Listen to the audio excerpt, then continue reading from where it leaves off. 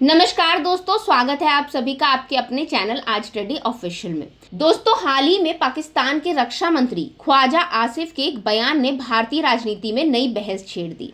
आपको ये जानकर बिल्कुल हैरानी नहीं होगी कि उन्होंने जम्मू कश्मीर के अनुच्छेद 370 और 35A पर कांग्रेस और नेशनल कॉन्फ्रेंस के समर्थन की बात की है। अब इस बयान को लेकर बीजेपी ने राहुल गांधी और कांग्रेस पार्टी पर आरोप लगा दिए।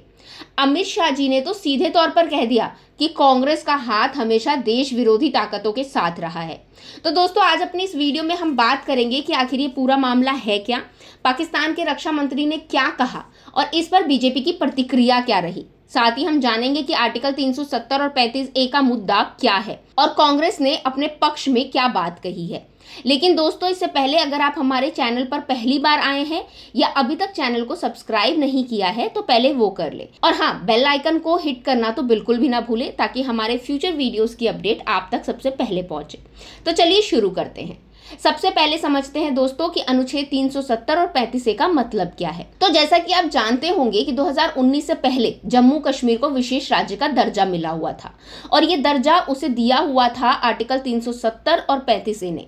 लेकिन 2019 में मोदी सरकार ने इस आर्टिकल को हटा दिया। मोदी सरकार के इस फैसले का उद्देश्य जम्मू कश्मीर में विकास और एकीकरण लाना था।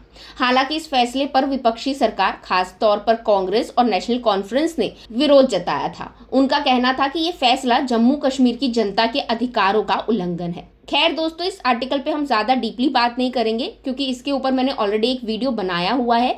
अगर आप चाहे तो वो वीडियो देख सकते हैं, उसका लिंक डिस्क्रिप्शन में मेंशन है। तो चलिए अब आगे बढ़ते हैं। अब हुआ ये कि पाकिस्तान के रक्षा मंत्री ख्वाजा आसिफ ने एक ताज़ा बयान दिया जो उन्होंने पाकिस्तानी न्यूज़ चैनल जियो न्यूज़ पर दिया है। उन्होंने कहा कि पाकिस्तान, कांग्रेस और नेशनल कॉन्फ्रेंस एक ही पेज पर है।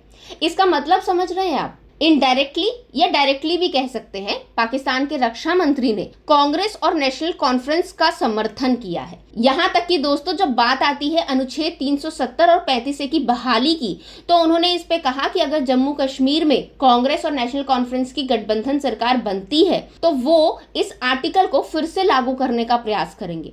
दोस्तों, पाकिस्तान का ये बयान भारतीय राजनीति में हलचल मचाने वाला था क्योंकि अब बीजेपी को राहुल गांधी और उनकी पार्टी पर हमला करने का एक और मौका मिल गया। अब पाकिस्तान के इस बयान के बाद केंद्रीय गृह मंत्री अमित शाह ने राहुल गांधी और कांग्रेस पर सीधा हमला किया, जो कि एक्सपेक्टेड भी था। उन्होंने कहा कि पाकिस्तान और कांग्रेस के इरादे और एजेंडा एक ही है।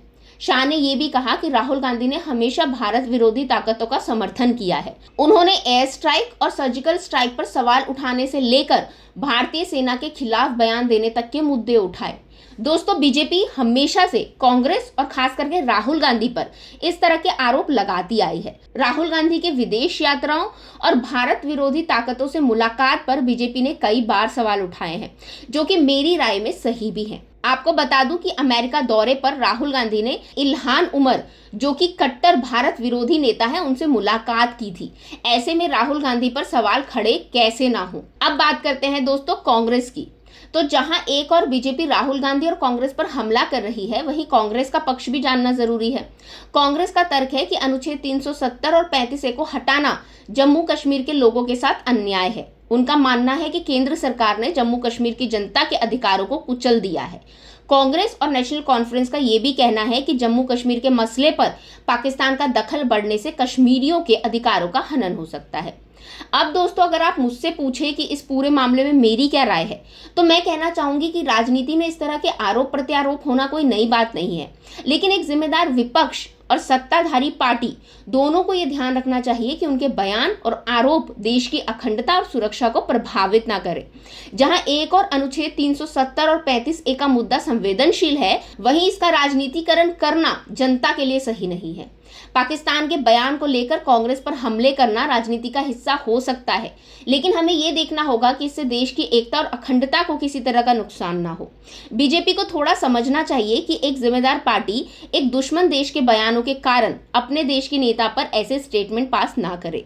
और राहुल गांधी और कांग्रेस दोनों को समझना चाहिए कि देश के बाहर जाकर अपने देश के कट्टर विरोधियों से मीटिंग नहीं करनी चाहिए और अपने ही देश पर बयानबाजी तो बिल्कुल नहीं करनी चाहिए।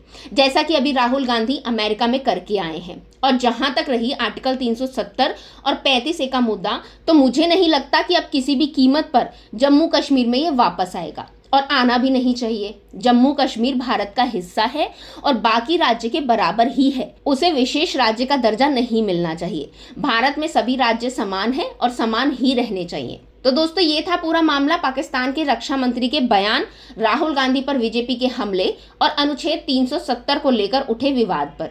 इस वीडियो में हमने विस्तार से समझा कि कैसे ये विवाद भारतीय राजनीति में एक बड़ा मुद्दा बन गया है। हम उम्मीद करते हैं कि इस वीडियो से आपको पूरी जानकारी मिली होगी। अगर आपको ये वीडियो पसंद आया हो तो इसे लाइक करें, चैनल को सब्सक्राइब करें और कमेंट बॉक्स में अपनी राय हमें जरूर बताएं। अब हम मिलेंगे दोस्तों अगली बार एक नए वीडियो में एक नए मुद्दे के साथ। Thank you.